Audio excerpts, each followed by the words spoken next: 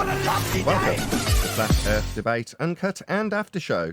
I'm your host Nathan Oakley, and if you are new to this channel, or you've not done so already, then be sure to subscribe, hit the bell notification icon and join button if you'd like to become a Nathan Oakley 1980 channel member and keep up to date with the Flat Earth Debate. If you would like to support the channel, there is a super chat that runs alongside each of these shows while they premiere, and there's also a PayPal, Patreon, crypto and thanks button in the info box below the video. Speaking of Patrons, I'm going to do a quick shout out to all of you who do support me on Patreon, so a massive shout out of thanks and appreciation to Moon Harvest, Amish Earther, Naughty Thumbnails, Mitch Kennedy, Original D-Rose, Rod, The Name's Burley, Twad Wazzle, Jason Hornsby, Christoph Fournier, Flat Earth Travolta, JMels24, Unimento, M, Iron26, Endless, Flat Earth Sage, Golden McKinnon, Phoenix Rising 86, Retro Bill, More Books, Cannabear, Fiber Oats, Bogey, Michael Kahn, John Kays, Patrick Gunnels, Banter, Mel B. Styles, Hairy Blade, Mobile Max 777, Rob W, Reese Pound, Del West Watson, Maria Nealands, Unbelievable Productions, Brewery Ranger, Henrik 86, Abraham Mohammed, Skeptic 936, Life is Short, Texas Mike, Tina Baker, David Wayne Foster, and Dank. So another massive thank you to all of you for supporting me on Patreon. Now I will hand over to whoever is in Discord and Google so you can enjoy their dulcet tones while I set up for today's live show. It's funny. I mean, books and movies and all kind of knowledge about kind of satirical aspects of this notion about being punished for saying something or what free speech actually is, you know. It's funny how it just comes into real fruition. It's being put on the chopping block. It's going to get tested. You know, can we really speak? Can we really be put in jail for saying something? It's weird. You know, I'm in America, so that's why I ask about the temperature, you know, in these other places. If I get somebody from Poland, I met a guy from Iceland, you know, Russia. It's interesting. And of course, you know, Nathan in the UK and whatnot, but you know, like just like they just took Russell Brand off YouTube. Do you know that? They demonetized Russell Brand because he says things that are awful, some people think. How about that? He didn't actually break any laws, any YouTube. See, Nathan, he walks the wire every day trying to not say the wrong thing on his channel to get strikes or anything. Russell Brand's a big figure. I don't know if y'all know who I'm talking about, but he's an actor. He's from the UK, but he's in America now. But he's made lots of money. But they just demonetized the same would him. apply. The same would apply to Nathan if he had the same amount of people following his show. You know, if you have thousands and thousands of people following you, the information is spreaded wider. Mm-hmm. But is it legal to shut you down because you're spreading information? And is it actually against anything? You know, it's not like calling for treason. No. YouTube is not his. No. Let me just clear this up. Right. YouTube have taken... it's not. Hold on.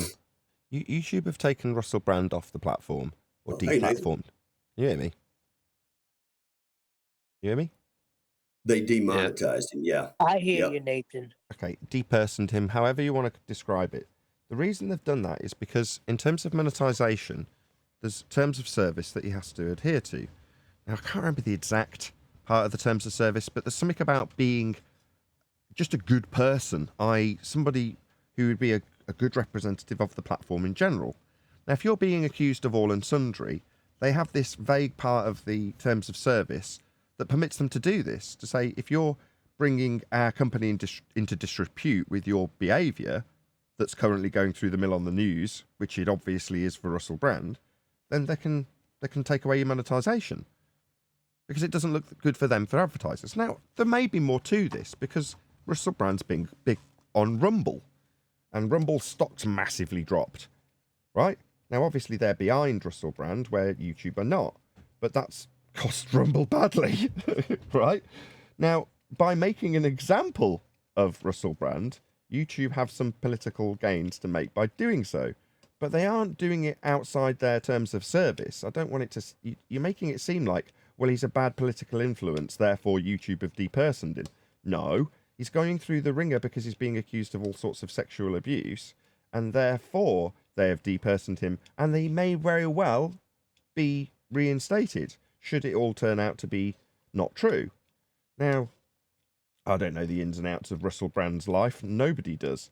And the limited information we've got from these Jane Does or whatever they're going to end up being called in the UK court, I don't know. But we don't know them either. They could be making it all up. But when there's sort of 7, 8, 9 people coming forward, you go, okay, well, maybe there's no smoke without fire. We don't know. Now, what I don't like is the trial by media, as it's now been dubbed, because it's unreasonable. Nobody should be trial by the media. You go through the courts for that, and you're presumed innocent until you go in front of the judge and he finds you guilty. Like Craig, Fight the Flat Earth. Once you're found guilty by the judge of being a violent criminal, you can be labelled a violent criminal, because that's what you are. But if you're not, it's just some woman from 20 years ago or something claiming that you've done it. Well, you need to go through the courts to get the standards of evidence to the standard that can either prosecute or acquit somebody that's claimed of doing these things. Until that point, why are we even talking about it? We don't know any of this. All we know is what we've been fed by the media. And they've been fed stuff by people who, 15 years ago? What was it, 2006 or something? Say that he was not a very nice guy. From what I've read between the lines of the limited information that's come out, some of the stuff that you're like, okay, this one particular individual, the 16-year-old, is saying that he was a not very nice guy when she was clinging on to him constantly. You're like, why didn't you just walk away from him then? Whenever I hear one of the reports from the 16-year-old, they get worse, and it's claiming the R word that you can't say on YouTube, in this context, at least. And you go, okay, well, we'll see how that pads out. If it's true, well, then obviously the guy belongs in jail, right? And he will be in jail if it is true.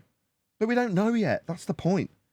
So, yeah, YouTube have got to protect their own interests, and they have parts of the terms of service that say, if you're in the public eye as being some scumbag that's about to be dragged through the courts, we don't want you associated with our monetization system.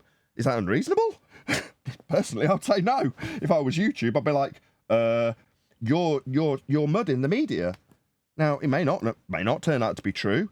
You're not going to be presumed innocent by us when we're only here to make money. We don't care. It's going to be their attitude, isn't it? YouTube are a corporate and they're just protecting their interests. So when people drag YouTube into it, it's like you're missing the broader picture. If he has committed a crime, then you start looking at Channel 4 and the BBC. Now, Channel 4 have done their dispatches, and it almost seems like they're throwing all the mud onto the BBC. When it's like, hang on, didn't he get his start here on YouTube, on UK TV from Channel 4? I remember watching him on Big Brother's Little Brother talking about his ball bag. A lot of the stupid stuff I say has come from Russell Brand from when I used to watch him on Channel 4 as a kid. So, it makes sense that Channel 4 would be culpable if he's in trouble, but they're the one exposing him. So you're like, is it so you can throw all the shade onto the BBC? It appears so. Anyway, that's my 2 pennyworth on the Russell Brand nonsense. Are they exposing him, or are they using him as a victim? They're trying to make him like, not a victim, like, a fall guy. They want him out. Maybe. The things he's saying. Well, maybe there's ulterior motives. Half the time, I think, what's his name? Andrew Gold, the guy we covered, he covers Russell Brand quite a lot. And I think his attitude's correct. It's a lot of people sat around in the newsroom going, well, we're going to report today. I mean, we're not going to report Russell Brand today. It's like, are we not going to talk about it because this guy's brought it up? Because it might be detrimental to Russell Brand? No, we're still talking about it, and newspaper editors are no different. Oh, well, that's what everyone's talking about. We'd be stupid not to put it on the front cover. You know what I mean? Again, they're just looking at their bottom line and what's going to sell papers. Right, but there's a thing about the YouTube, like, it's not a media publisher, it's a platform. There's different protections and requirements for each one. I don't think YouTube has the right to do that to them. Yeah, they do. It's in the terms of service. I absolutely have the right to do that to him. Right, you can make a terms of service, but if it violates the law, I don't think you'll win that. What law is being violated, according to you? Right, they're saying that they're a platform for publishers, right? Yeah. You're going to need a flat earth for that. No, you won't, but carry on, John. Right, so therefore they're not actually the publisher, right? I don't know about that. There's some ambiguity there, but carry on. Well, see, that's the ambiguity is the problem, and it needs to be defined. But nobody will, because they're going to let YouTube do whatever YouTube wants to do. YouTube's the new TV. YouTube is the new domestic terrestrial television. Okay, well then the SEC has control over YouTube, correct? I would say they should have. They don't at the moment. I would say they should have.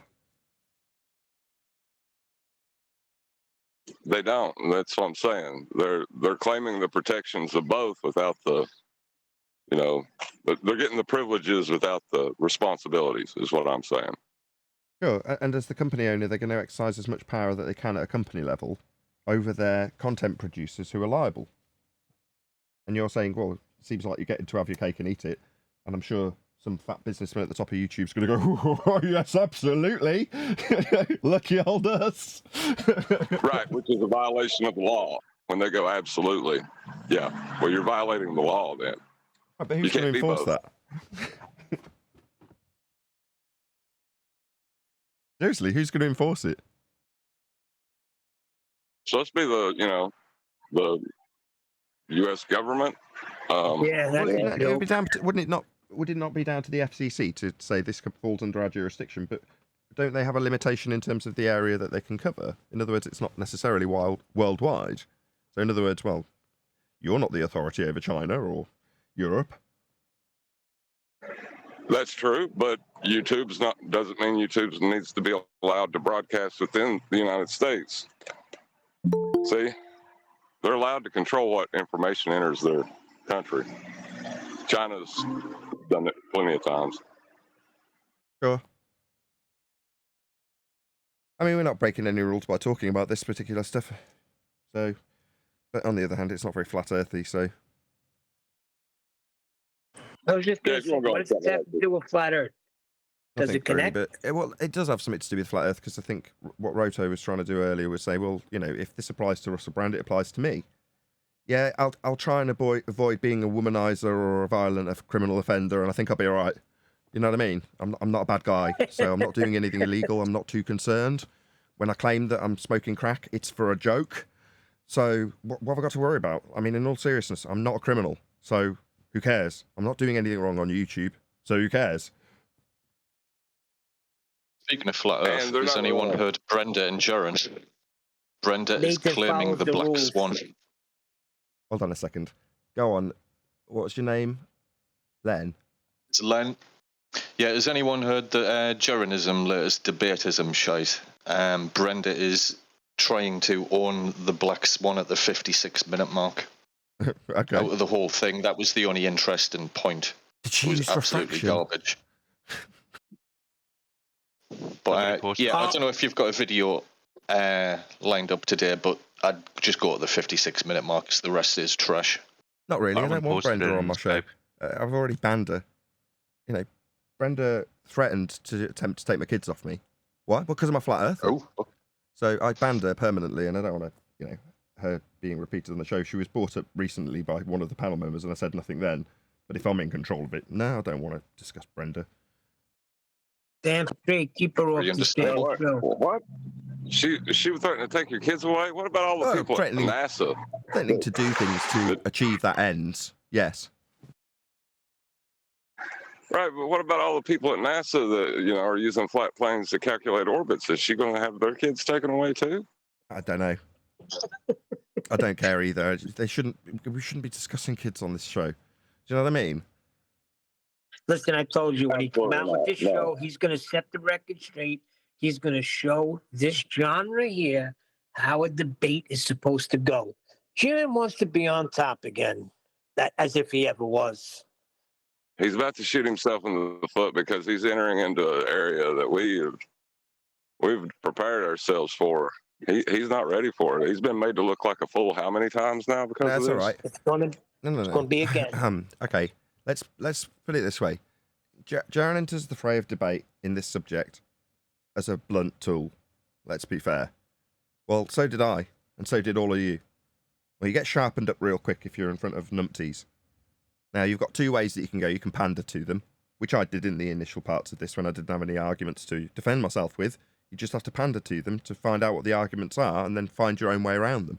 Maybe you'll spend the next couple of years doing that, and in a couple of years from now, he'll be as sharp as we are, just in a very different way. Well, good, because then he'll have something to teach us, won't he?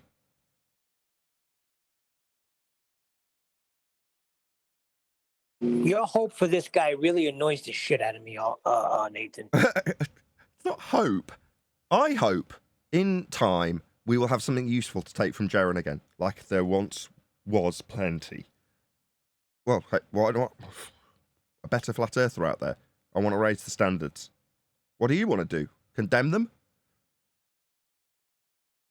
The only thing Hold on Jeran a can minute. teach is how to spot bubbles in NASA footage. Who can do that? Sorry? Jeran, that's his only teachable moment. That might be the moment that you took away from him. That doesn't mean he's incapable of doing what he's doing. He's just not that capable at the moment because he's brand new.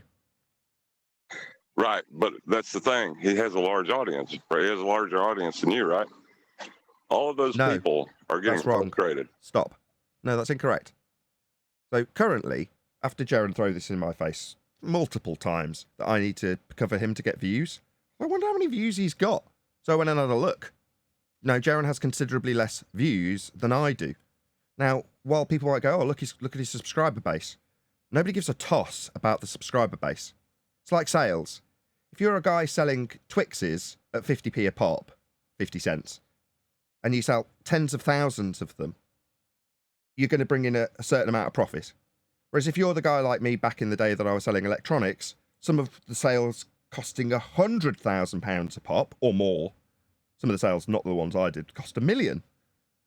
But nevertheless, the point is that if you're bringing in considerably less overall profit, nobody gives a toss if you're selling Twixes to a vast market or a tiny little item that costs a fortune to a small market. It's whoever makes the most profit in that scenario. Who's making more money? Because the guy who makes more money is in the bigger house. Now, in this instance, if you're going to compare, as Jeran has done, as he brought it up, views, you need to cover me to get views. Really? Why is it that you've got 4 million, or 3.5, or whatever it is he's got, 4.2, I think, to be exact, something like that, and I've got 7.5 million. So in terms of who's getting more views, I am. Let's make no mistake about that. Now, would I be bringing this up if it wasn't for Jeran shoving it in my face that I need to use him for views when I've got more than him? No. Now, the overall impression, as I say, when you look at subscriber count, which is meaningless, is that Jeran's bigger than I am. Well, why hasn't he got more views than me? Why? Well, because I work bloody hard, that's why. Well, I was about to say, you got to consider, too, your video output to your viewer count. There's a ratio there that would be some more significant Oh, yeah, than views itself. that's what I would say if I bought in 50 grand less profit than the guy selling Twixes. But look at my ratio. And no one gives a toss about the ratio either. I used to have people throwing that at me with statistics from their crappy Globe channels when they were like, this video I've done's done 2,000 views. Your most recent live stream's done 900, therefore I get more views. Really? This month I've had 60,000 views. What are you talking about? Month on month on month, I'm getting considerably more views than Jeran. Oh, right, you do more content. Yeah, I do. And more people watch it. Well, no, I agree with that. But there's also the aspect of the amount of work that you have to put into it, right? Like that More. ratio. Yeah, I have to do more work. Yeah. In order to be better in terms of views than Jeran, I have to do a lot more work than he does. But he turns around and thinks I'm more popular and get more views than you. No, you do not. And you do not work as hard. But you think you're better? Well, okay, well, we'll see how that works out. If the guy that's had his nose to the ground for 5 solid years debating the subject, working day in, day out, debating these people, versus the guy who's lazy and has just lent on the fact that he's got a larger subscriber base to appeal to. Therefore, he's more right because of more views per video. Okay, well, you can take whatever you like from that. Fact, I've got more views than he has. Well, I'm speaking to the having views per video, and from what I've seen in the comments, people are getting tired of seeing him wet fish debates and letting the ballers do whatever they want. They're not getting a positive reaction from the flat earthers, is what I'm saying. So that count of views per video, he's putting that in danger of this endeavor, and there's no reason for him to, is what I'm saying. So Good did morning, I. good morning, So, good so morning, did good I. morning. That disdain was echoed when I went to try and educate Bob on Coriolis drift and the ring laser gyro, or fog, I should say, right? That disdain was based on a lot of criticism that we were, as you just described, Jeran, doing more harm than good because we didn't know the arguments very well back in the beginning. Yeah, I suffered the same exact criticism from flat earthers when I started, specifically Bob. Well, look, he's giving these people a platform. These are our enemy. That was his criticism, right? Yeah, and he was right.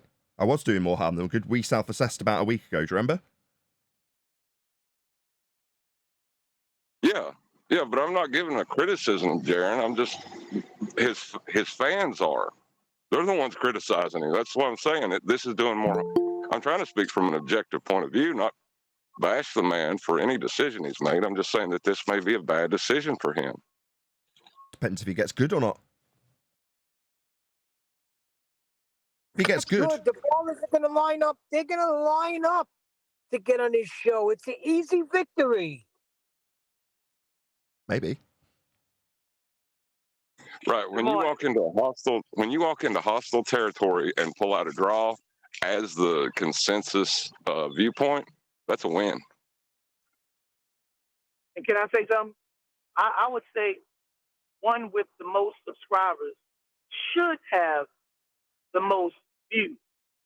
Just regular math. Even if 25K would have watched one show per day, and I don't know how many he has, 100,000. I don't know. He's in the six figures. Is it? If they would have watched one video, it should still be. He should be close to you as far as views. So something's not right. Well, the problem with Jeran that I see is that he's going to have ballers all the time using a flat plane for their argument, and they're going to leave the debate winning their ball argument using a flat plane. And Jeran is not going to even detect it. He's going to go right under his nose and goes away. He's not up for it. Well, I mean, there's only so long someone can point out the dancing bear to you while the bear dances in the background before you have to look at it. And maybe running the debates will force him into a position that he has to look at it. That would be a net positive. But in the meantime, he's going to bleed subscribers because of this. Now he's starting to sound like Nathan. What? Handsome, intellectual.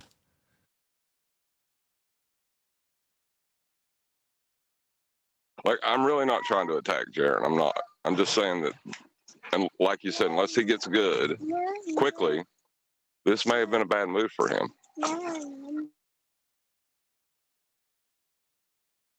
Yeah, but one way to get good is by experience, by being in the trenches. Yep. So if he's opening up the trenches, well, he's going to learn through that way too. God, all you Jeran freaking guys Jeran was one of the first guys. Whoa. Forget about that nonsense. Anyway, he's going Wait a to be the second, Neil. I'm moderator. talking from my own personal experience. I used to follow the show a long time, but it wasn't until I got in Discord and got in the trenches that I realized it was a whole different ballgame, so to say. Yeah. Yeah, you can listen and you can listen and you can listen, but if you don't apply it, you're not going to exercise what you listen to. Neil, please don't start this show off by rumpusing everyone's middle of the point because you disagree with it. Just hear him out to the end, then, just hold the thought till the end and then say it. If you can't... I'm driving, I didn't hear him. Sorry. Go ahead, Righteous. I haven't finished my point. Bloody hellfire, literally while I'm telling you not to do it, you do it in the middle of me saying something. Thanks so much. Yeah, you've nothing to do with your driving, nothing to do with you not hearing. I'm still in the middle of the sentence you've interrupted to make a point. If you can't remember the point to the end of his statement, it wasn't worth making. If you can, then make it at the end. But don't just blart through the middle of every point. It was D Rose doing it yesterday. It's going to get my shit really, really riled up quickly because I'm feeling under the weather. So I'm just going to get annoyed with you real quick. Go ahead, Righteous. Well, I was just saying I really don't know, but I just know some things from my own experience. So I'm not really claiming to know about Jeran's situation. But I do know some things from my experience, so I'm kind of applying it to him in a sense, like through me. Does that make sense, kind of thing? But yeah, I don't know. I mean,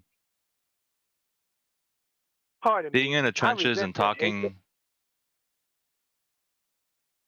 is just a different experience, is what I'm saying, right? So it's always good to be optimistic too, right? So, I mean, if I'm gonna look at this Jeran thing, I better look at it through an optimistic lens of view. No? Well, I'm not trying to look at it through either. I'm just trying to be objective to what's actually happening. That was my point. That maybe while you're learning isn't the best time to have everybody watching what you're doing. That's how Nathan did. Excuse me. Excuse me. First of all, I wasn't even on the show yesterday, Nathan, to rumpus anyone. I was on QE show. That's the only show I was on. Number two, it's hard sometimes to know when to come in because people like Adam, Righteous, even me sometimes, they like to do this and then come back in with these pausing statements as if we're watching them on a podium with the microphone knowing that they're speaking. So I'm not excusing Neil's thing because he does it when you can hear the sound. But a lot of times when I come in, I'm coming in when I'm hearing that pause, and not a breath pause, but a pause of a stuttering, spaceless, quiet time. And it's hard to decipher when somebody's done, especially when they're one of those hands on the chin thinking type of talkers. Hello, good afternoon. Hey, good afternoon, guys. Hello, good afternoon. Good to have you all. We don't have a video. Nobody suggested anything today. So Hey, I did. did you really? What? What Yeah, did you suggest? I got a lovely little treat. I bet you'll love this. No. Oh. He doesn't want Debate Brenda is on the I've already show. said no to Jaren do. against Brenda. Okay. No, I don't want to cover Brenda. Now, it came up, we covered Brenda the other day because Brenda was on one of the old shows and I wasn't preempted that it would be that. But nevertheless, we've done a bit of Brenda recently.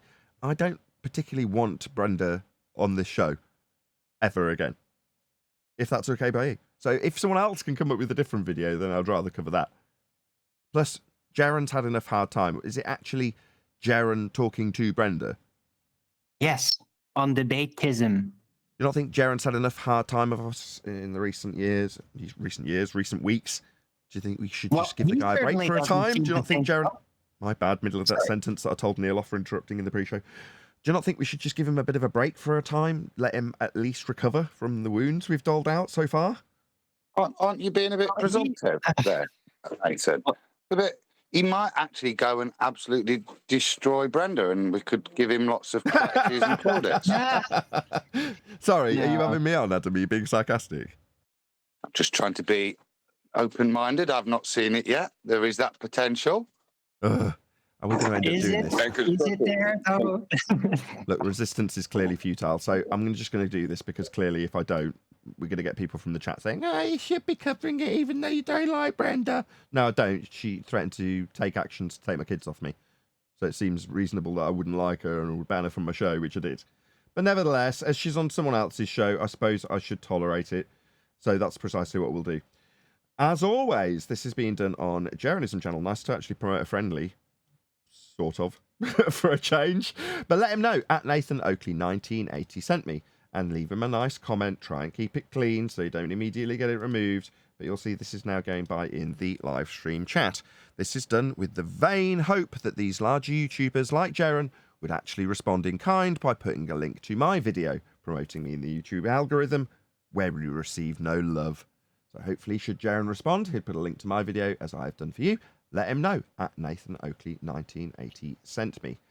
So with that, we haven't done any housekeeping, so although we've now decided what video we're going to be covering, and looks like it's already been timestamped, did you timestamp this, Arwin? No, it's very rough. So I haven't actually listened to it. I just rounded out my show, so didn't Fair play it during. No, fair enough. But I was pointed at the 56-minute. It was when Brenda was like doing something really silly. Is that where Roto said that she tried to take ownership of the Black Swan? Yeah. Yeah, Okay. it was Lamb. Yeah. 56 minutes, yeah? Well, maybe we should go to 50 minutes and give some context to the discussion. No, because that adds an Maybe she extra wasn't hour of allowed to. responses on, doesn't it? I'll go to the 54-minute mark and we'll get the preamble and then we'll go from there. In the meantime, any evidence of a physical geometric sphere edge? That's a horizon, formerly known as Earth curve. Well, yeah, Black Swan. I mean, I'm gonna go Brenda for a second. You see, if the Earth was flat, then we would never have the horizon be Earth curvature. We have photographs in which the horizon has Earth curvature, so the Earth can't be flat. Black Swan. So that's just saying that the horizon is only ever capable of being asserted to be Earth curvature. That's what that asserts. Yes. So you and I can only ever infer that the horizon, if it exists at all, is Earth curve. Therefore, if it doesn't exist, that's a horizon/Earth curve on a flat Earth. We wouldn't have one because it can only be Earth curve. So therefore, because we do have one, it is Earth curve. That's crap. That's a useless argument. It is? Well, Oh, I thought it was can I perfectly suited for Brenda. I mean, you only have to see Earth curvature once, and you know the Earth is a ball. Was a response of prove it's Earth curvature then? Well, can I give a tacit acceptance to her argument and just say that orbital mechanics would not be possible then? Navigation would not be possible then. Oh, I love you, John. Well, what John's just done is he's taken his normal Lamborghini that goes along the highway. You'll need a flat Earth for that, right? In other words, asserting that their angle measurement will need a flat plane for the sake of argument. In this instance, just like, bang, sharp, John. He's gone, all right, so she wants to take away the inference that there's a flat Earth to be used. Well, how does your globe Earth celestial navigation work then? Because you'll need a flat Earth for that, Dumbo. Oh, John, you're just ace. You're on fire. Last month or so.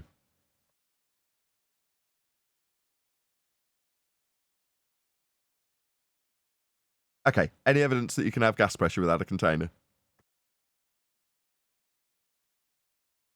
No, it can only be asserted that we don't need a container. You do. Gas Or pressure. Then Gas pressure has to press on something. I got evidence. I Oh, got here we evidence go. from the field. Go ahead, AI. So the latest hotness is centrifuge. I can't hear you. Centrifuge proves you can have gas pressure without a container. A centrifuge. Yes. What? That's like a spinny roundabout thing, right? Something that spins stuff to the outside. Correct.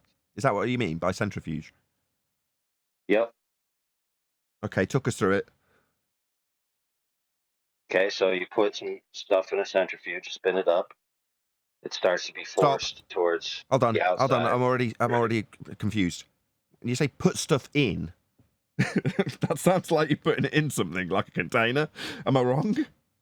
A lump of gas. Put a couple of lumps of gas Hold in on, it. Alwyn. sure. It's not your story. Sure, you could say that. You could say that, but the counter rebuttal to your claim right there is, okay, sure, it's a container on three sides, but the fourth side is open. So it's a container then. So when we say you can't have gas pressure without a container, you still need the container. It's an open Right, container. so I then- see. And you're overcoming the fact that it's an open container by way of centrifugal forces. That's fascinating. It still needs a container though. Sorry. Right, which is, shouldn't by have the way, centrifuge gases. it's the exact. Oh, hold on, Adam. We'll get to One more that. Adam spotted the biggest flaw. We'll get to that in a second, Adam. Right. Go ahead, AI. Just round this out. Right, so totally just glossing over the fact that this is the exact opposite of what they need to demonstrate for the direction, and that it is a container. So they would then rebut, well, you're claiming the Earth has a closed container, but I'm showing you an open container. Therefore, there's no need for a container. Okay. Adam. Apart from the mental gymnastics on the container, how the hell would you centrifuge a gas, considering the speed that the gas is moving is faster than the centrifuge? I'll tell you how. Yeah. It's very simple. What you do is you go to Home Depot. Now, if you don't know what Home Depot is, I could give you a scientific model for that later. Try Let's to just try assume to you know what it focus on means. what you're doing with centrifugal forces and gases, as opposed to where we apply intuition to get supplies from. Thank you. All right. So once you arrive at Home Depot, what you do is you go down the aisles and you find one of these big orange buckets with a handle. Then you go down the other aisle and you find a piece of rope. Then you tie the rope. Hold on, to slow the down, bucket too fast. and you Hold spin on, it. too fast, too Hold fast. on. Hold on, Go too ahead. fast, too fast. Go ahead. Writing this down. Yep. Bucket, rope. Okay, carry on. Yep. Get rope. Yep. Now, you could wait around for the Home Depot employee to cut the rope, like the sign says, or just do it yourself and be a rebel. So after you've cut the rope, you go and you buy it, right? Then you go to the gas store where you can buy some gas. You don't bring a container with you because you don't need one, because you could just have gas pressure without a container. You ask for some gas. They give it to you, like maybe they put it in your hand. You then put that gas into the bucket, and then what you do is you take the rope, tie it to the handle, and then spin it over the top of your head. And then and only then can you achieve gas pressure gradient or gas pressure in itself without a container. But the gas in the bucket's still coming Well, out. other boss look like a genius. What? The gas will still be. If you put liquid petroleum into a bucket, you don't need to necessarily go to the counter, hand over a few, change in your pocket or whatever, and then he squirts the nozzle onto your hand, and then you put it in the bucket. You could just put it straight in the bucket as a liquid, right? Now you're saying that liquid petroleum, which obviously is off. Bro. Go on, say again. This is why it's important to peer review. See, you solved the step right there. I can just put it straight in the bucket. All right, let me write that down. You write that down. Everyone, give him a second. I want his full attention. I love it. This is science live. This Real science. happening All live. right, all right. I wrote it down. Live Continue. Hold on. hypothesization. Look, we're losing his attention. It's 56 people watching. No, 59 people watching. Going up all the time. Got to keep these people's attention. Okay. So when the gas is coming off the liquid, in other words, it's liberating itself from the liquid state and turning into gas. When you spin it around your head, it's still coming out of the bucket. The gas. Well, I mean, so says you. I don't have any proof that that's the case. But even if you could prove that that's the case, all I would have to do is just spin the bucket faster. It would still be coming out of the bucket. Adam's just explained that no matter how fast you get that centrifuge, I could say the word, centrifuge, to spin, the gases are still going to be going faster than it. So as they traverse off a wall of the bucket and head towards the opening, regardless of the fact that that opening is moving, they'll still go through the opening and out into free space, if you want to call it, beyond the bucket. Right. So, do you have measurements of that occurring at Your the edge of the claim. bucket that they say? I'm just describing gas behaviour, but you're saying you counteract gas behaviour by this open containment being spun, and I'm saying that based on the gas behaviour as I understand it, that would not be the case. Now, if you're saying it is the case, it's up to you to demonstrate it, not for me to debunk it. Well, dude, I don't see any gas coming out, so therefore it's not coming out. What more do you need? The invisible gas. You can't see any invisible gas coming out. Okay. Are you denying gas exists No, just no. because you can't see I can it? tell you how you can validate this, because obviously, as it off gases, or however you describe the phase change in petroleum, there's probably a more technical term. But as that process continues, regardless, if you put it on a motor and had it spin permanently for an hour, you would come back in an hour and there'd be no liquid petroleum left.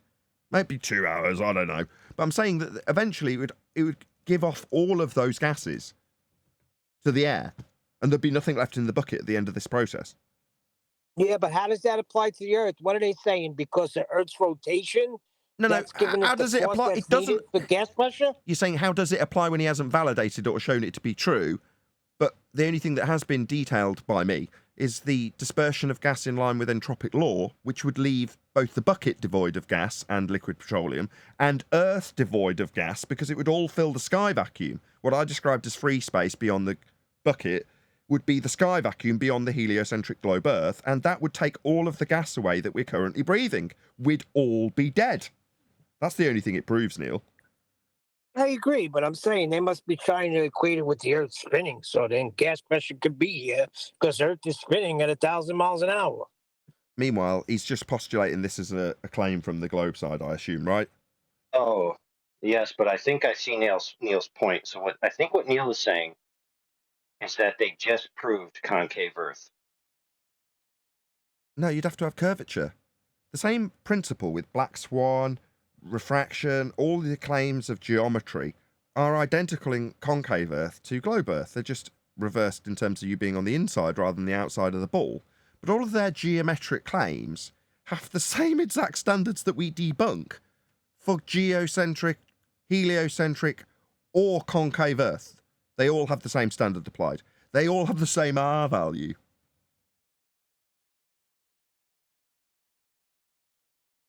But what if I had a transparent counterforce that I could apply to the boundary of the bucket so that no gas could leave? What about that?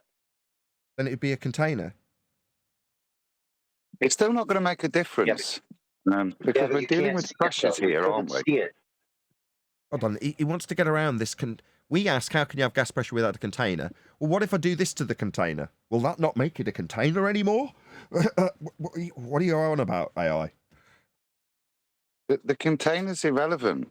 It's the gas behavior that's going to prevent you being able to use a centrifuge to contain the gas. You can't do it because of gas behavior. As fast as you spin the centrifuge, it's kind of irrelevant because the gas, unlike with a liquid, so the liquid can exert its pressure against the sides of the container. It can't go anywhere else. As the centrifuge gets faster, it just exerts more force on the walls of containment. But there is no containment for the gas, whether it's got a stopper on the end or not. At no point, no matter how fast the centrifuge spins, any of the gas molecules constantly applying pressure against another gas molecule, like with water, or against the sides of the container. The gas molecules, no matter how fast the thing is spinning, continue to do what they've always done, which is to randomly collide and move in all directions, irrespective of what the centrifuge is doing. The gas molecules do what they always do. Irrespective Okay, is so the what correct you're word. saying is I need to spin my centrifuge up to faster than the fastest gas molecule can travel, right? Yeah, I think that's the only point where you could start to have an effect, isn't it? Where the rate of spin would exceed molecular speed. Then you've got a point where you're starting to be able to interact with them, aren't you? Other than that, all you're doing is letting them bounce off you. No. I don't think that would be the case either. If you've got a gas particle that's heading towards the opening and it's, I don't know, on this constantly accelerating curved path that the outside edge of the bucket's taking with the containment for the gas to fly into, yeah? Well, if you go on the inside edge, we'll call it the inside diameter, right? So the ID is where the hole is. You with me? As it spins. Now, let's say you get it, you're saying beyond the velocity of the gas particle itself, okay? So what? If as the gas particle moves, why would the velocity of the outside edge, with its something to press on, going faster than the velocity of a gas particle, preclude any gas particle from going out the hole? Why would it stop that process when it's unbonded? You're right. It's one point of rotation, one direction. The gas molecules move in all directions. So you may be able to create a concentration gradient on the back wall of the centrifuge. Exactly. Yeah, as you collect it, but it's still going to go out the top, isn't it? Precisely. So, yeah, you've still got a certain amount of gas particles that are going to interact with themselves and be redirected towards where there is, we'll call it the outside diameter, so the OD, where there's an outside edge with a bucket bottom to press upon. Well, you might increase the concentration of gas in that area, temporarily. But ultimately speaking, with enough time, regardless of what speed that centrifuge goes, eventually you will lose all the gas. Aha. So I see the problem here. Hold on. He's heard a weasel word of eventually, and now he's going to try and work on that. Go ahead. Go ahead, AI. I was going to transition to Jeran, but you go ahead. Okay, perfect. So what you're saying is the little ball let's just call it a ball for sake of argument, little ball of gas is going to try to make its way out the bottom.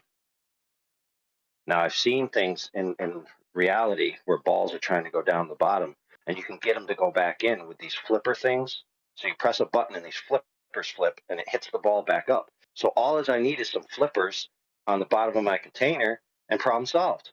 Well, number one, you don't need flippers because there's elastic collisions. They're going to impart the energy that they keep when they bounce off the outside diameter, the bottom of the bucket. But the inside diameter, where there's a hole, how are you going to get around the fact that there's nothing to preclude, regardless of the speed, them to exit that hole? You're gonna need a pinball wheel for that. Hold on. Yeah, what I need. Excuse me. Hold on. go AI wants to focus on Go the ahead. bottom of the bucket. Let's just let him. Go ahead. Yeah. So I just need something that's there for them to bounce off of, but not always there. Because if it's always there, we'd call it a lid. But if it's only sometimes there, we can just call it the moon. But there is no lid in this scenario. If there's something there, it's a lid. Exactly. Yeah, then it's a container. Then it'll keep the gas. If it's sealed. If it's not a lid, then it's not there and it won't contain them. Yeah, we agree. Right, but all I need to do is have it exactly present when the gas is leaving to bounce the gas back down. And that's only probability. But there's But this nothing is there, irrelevant. regardless of you spinning it. The inside diameter is always exposed to the air around the centrifuge. Always, regardless of the speed. It's always got a route out. But isn't this all irrelevant whether you're moving the bucket at 500 miles per second, which the bucket is a container, or you have the container static? You're still using a container. Like, the question is not how can you have gas pressure in an open container? Correct. We're not asking that, are we? Yeah, I did say that earlier, but AI wanted to persist and I wanted him to. So we are. Any But more? that means that every point after that is moot because it's irrelevant to what we just asked. Yeah, absolutely. How do you have gas pressure without a container? What about if I have a container? No, stop. No, but what if I have two containers? No, stop. If I've got 3 containers spinning at a really... Who cares? You can't have gas pressure without a container. In other words, the gas pressure that does exist in the scenario in the centrifuge is only in existence because it's pressed on something. The container. Temporary or otherwise, because it could go the opposite direction and immediately vacate that bucket, is irrelevant of the gas pressure itself, which is the force exerted on the walls of the containment. So without the containment, there is no pressure to measure. And now I did How would you be able to measure the pressure in the first place? On the container. Yeah, so I did analogize the boundary of the open end being counteracted by a paddle to the moon, because I have heard in the past people argue that the moon is actually the reason why the atmosphere doesn't leave the Earth, that it kind of scoops up or bounces it back or uses a force push like Darth Vader to throw the atmosphere back down to the Earth. Everybody loves beautiful bullshit. Who's peddling this? Oh, that was just casuals, that join 24/7. You know, if you need an ad hoc reason why something's happening, just pull one out your ass. I see. So ad hoc explanation is from me. The moon is actually a giant positively charged air motor, and the sun is a giant positively... What was the opposite of what I just said? Negatively. Whatever the opposite of what I just said was. My memory's terrible. It's just a motor. That's all they are. They're motors, giant motors. Ad hoc as you get. That is genius. I agree. Give me money. Have you ever? Have you ever seen a Dyson bladeless fan? Like the moon? Oh, like a Dyson. Exactly. Oh, I thought you were talking about the moon for a minute there. My bad. A Dyson, yes, I understand. A vacuum cleaner, like the moon, but not the moon. No, a Dyson bladeless fan. So it's a ring which has electrical charges, which charge up the air molecules on one side and then discharge them on the other side, so that they flow through this open area without a fan, and it creates a fan-like effect. Yes, it's good fun to do this. Stand in front of it and look in. Yes, this is very good Go fun ahead. and could also be very easily spun into huge profits. But we will not offer this false hope and nonsense to our audience, if you don't mind. Are we done with containerless containers? Because if so, we'll move on. Yeah, we can move on after everyone goes to my link and buys a Dyson bladeless fan so I can get some of the profit. All right, go ahead. Or subscribes to your YouTube channel, buys your app, whatever it is you're punting your book. I'm sure everyone will buy it. Okay, I've already put the link. It's still floating by. You can see it there in the live stream chat. So please let Jeran know at Nathan Oakley 1980 sent me with a positive comment that hopefully won't be immediately removed because you're very rude about how we've behaved towards this discussion. My second. I believe. I think it's, the Black Swan is logically fallacious. That's my claim. Okay. Negating its claim to falsify the curvature of the Earth. The Black Swan, let me see here, and let me share screen. Share. This is John's formulation. I assume it's official. It says if the Earth is a sphere of the radius, and every horizon distance must be no more than 1.22 square root of the geometric horizon. Could you at least attempt to read it properly rather than stuttering our way through it? This first premise is false. Welcome to Flat Earth. So the first premise is if the Earth is a sphere, radius 3959. So according to Brenda, strike one, this statement is false. So Earth, not a sphere, radius 3959, as stated by globe Earth believers everywhere. False, you say? I mean, it's one step short of calling it a straw man. But you just flat out say that the statement Earth's a sphere, radius 3959 is false. We agree. Welcome to Flat Earth. This is fairly standard fare for Brenda. Therefore, the argument fails. It does. So the argument that Earth's a sphere, radius 3959 fails. I see. So Earth, sphere, radius 3959 fails, according to Brenda. Well done, strike two. So your claim Earth's a sphere fails. Well done. Doesn't succeed because we agree. It's not true that the Earth's a sphere, radius 3959, as stated in the first statement, she says is wrong. Every horizon distance must be no more than 1.22. That's the geometry of a hill. If I rephrase it to, if you've got a claim that there's a hill in the way of me, then the distance to the hill will be X. That's the claim. You say Earth's a hill getting in the way of boats and buildings. And you say the distance to the hill getting in the way is X. Now you're saying that's wrong. Yeah, well, why have you got Earth curve maths that says it's right then? It seems like you're taking apart your own claim here, Brenda. You Dumbo. Right? We have a geometric horizon and we... No. That's what it's stating you must have, and you're saying it's wrong. So if you now say we do have a geometric horizon, that is the statement being made in the affirmative in this modus tollens, and you've just said it's wrong. But we do have a geometric horizon. What, like the one stated in the first statement that you said was wrong? That geometric horizon at 1.2 times the square root of the observer's height in feet. The hill that gets in the way of boats and buildings. The one you said was wrong. You got one of them, have you? You double-speaking clown. We have apparent horizons, and they... Yeah, apparent, meaning you can see them. That's a bit redundant, wouldn't you say, Brenda? We can apparently see the horizon? Yeah, it's apparent we see it. It can be in different places. In fact, there are at least several...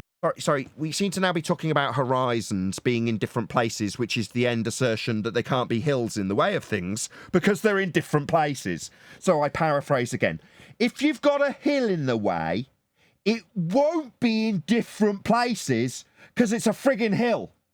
Hills don't tend to move because they're hills. Now, your hill's got a distance to it in a calculation at 1.2 times the square root of the observer's height in feet. That's your distance to hill measurement. Now, you say, hill move. No, Brenda. No. If you say the hill's moving, then it's not physical earth curve blocking boats and buildings. So you've immediately affirmed the position that this modus tollens is debunking. by saying you've got geometry, but simultaneously saying it moves. Whoever's interrupting, shut the hell up. Actually, I was finished. Go ahead. Don't they have it marked and labeled? Yeah, With a marked big with an X on X. it? Labelled horizon in the begging the question, proof of nothing, geometric earth curve calculations that state that there is a hill in the way of boats and buildings at 1.2 times the square root of the observer's height in feet with an earth sphere radius 3959, precisely as stated at the start of this modus tollens, which she said was wrong. Only to then say we do have a geometric horizon, that's a hill in the way, and then say it moves. Ergo, not a geometric hill in the way. She's thick. Just dumb.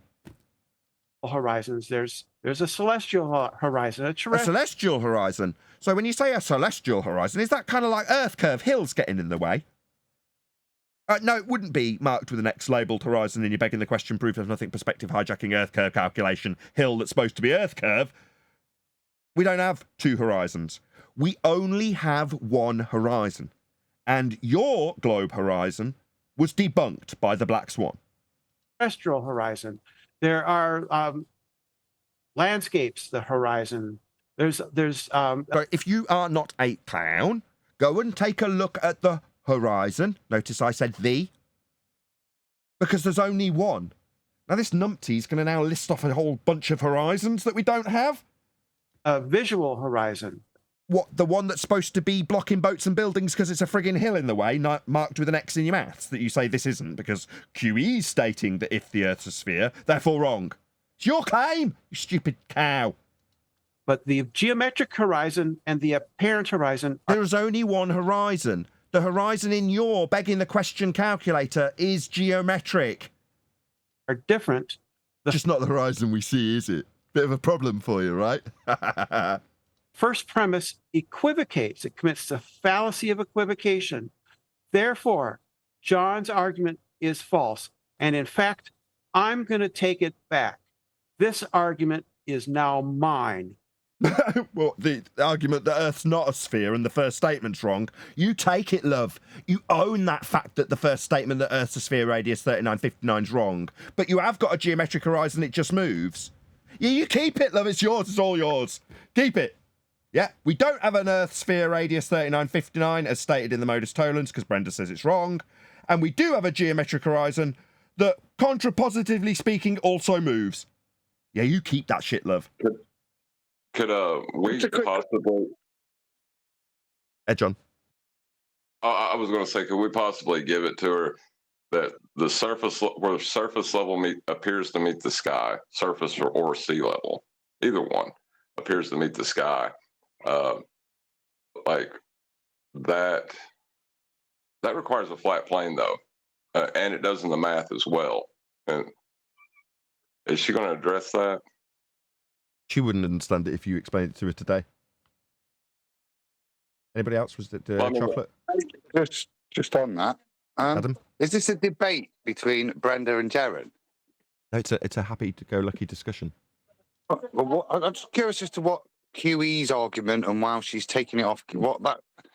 What's that got to do with anything? If you're debating a completely different person, has Jaren presented the Black Swan? Or just hold on. Right, this question's addressed to QE, but Chocolate, you can go next. And if he doesn't give an answer, I've got one.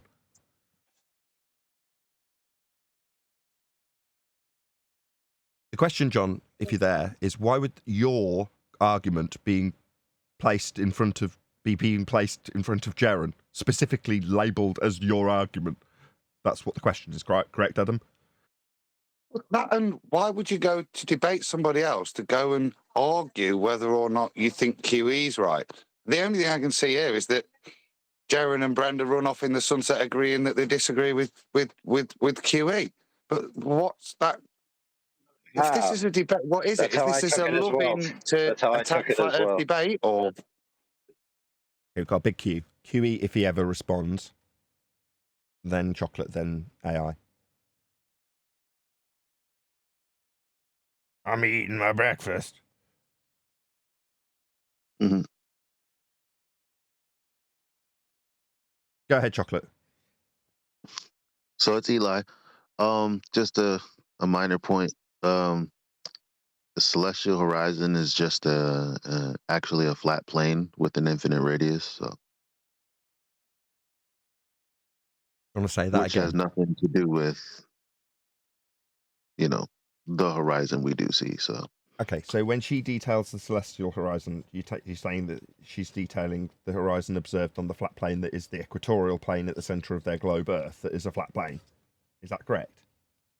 well, not even from the equatorial plane, the celestial horizon is actually just where you're standing. That's the plane, the around you, that's infinite. A flat plane, though. Yep. Yeah. AI, go ahead. Thank you, Eli. Oh yeah, I was just agreeing with the sentiment that there seems to be a push, and let's just call it a certain side, quote unquote, where they want to go through all the arguments that are alleged to be owned by, let's say, FED, and then make them either not prove anything or be disproven, right? So in other words, the FED panel's arguments are essentially just a waste of everyone's time, right? Like that, there is that sentiment going around. It's like, well, Nathan's wrong, QE's wrong. Let's get together with the Globers and agree together that they're wrong. But the arguments I have are right. So it's a play for ownership in a sense. Man, I love Well, let's you, see what Jeran AI. does about it. Told you. Neil, then Roto, if that was Roto, or Jorge, I think it might have been. No, I'm just agreeing. He's right on the money. AI is on the money. I keep mixing up your names, it's just 'cause I can't hear very well at the moment, that's all. Is that Jorge? No, that's all right. It was me, George. Yeah. I'm just saying. I wonder how well Jeran is gonna debate this argument, because this is a flat Earth proof. Let's see if he's capable of. Not a flat Earth proof. It's not a flat Earth proof. No. Oh, it's a globe debunker. Yeah. Yeah. So let's just go through it as she did. She butchered it, so I'll do it on her behalf. Don't need it in front of me to read it off. I know it by heart. If the Earth is a sphere with a radius of 3959 miles, then every distance to the horizon can be no more than 1.2 times the square root of the observer's height in feet. Distance to horizon is beyond 1.2 times the square root of the observer's height in feet in the Black Swan imagery. Therefore, the Earth is not a sphere and the horizon is not Earth curve.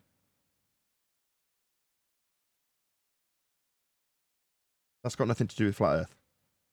Well, I would argue that see, when you say flat Earth, it's like, well, I would argue that it's exactly that, because it's a true dichotomy. Either the Earth is curved or it's not. So if it's not a sphere, then it is flat. That's correct. After the modus tollens concludes, you are left with a true dichotomy that only has one outcome. What is the alternative?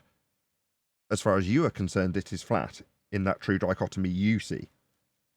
But that's regardless of whether or not that's right or wrong. That's an inference after the fact, isn't it, Eli?